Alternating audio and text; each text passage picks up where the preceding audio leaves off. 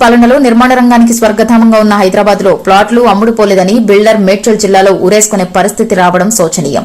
కాంగ్రెస్ పాలనలో రైతులు, చేనేత కార్మికులు, ఆటో డ్రైవర్లు, ఇప్పుడు బిల్డర్లు ఆత్మహత్యలు చేసుకుంటున్నారు.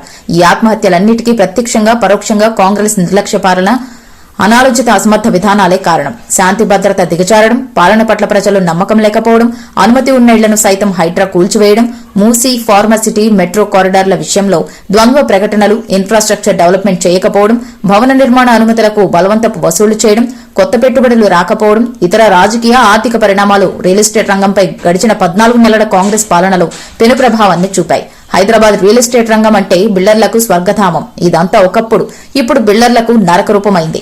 నేను రియల్ ఎస్టేట్ రంగం నుంచి వచ్చాను, రియల్ ఎస్టేట్ గురించి నాకు చెప్తారా అని మీడియా సమావేశంలో దబాయించిన సీఎం రేవంత్ రెడ్డి అనాలోచిత నిర్ణయాలతో రియల్ ఎస్టేట్ రంగాన్ని చేజేతులా నాశనం చేస్తున్నాడు. తెలంగాణ అభివృద్ధికి ఇరుసుగా ఉన్న వ్యవసాయ రంగాన్ని, పారిశ్రామిక రంగాన్ని ధ్వంసం చేశారు. హైదరాబాద్ గ్రోత్ ఇంజిన్ అయిన రియల్ ఎస్టేట్ రంగం కుదేలైంది. ఇప్పటికైనా మేల్కోలుకోపోతే 10 ఏళ్లుగా పురోభివృద్ధిలో ఉన్న తెలంగాణ తిరోగమనం బాట పట్టే ప్రమాదం ఉంది.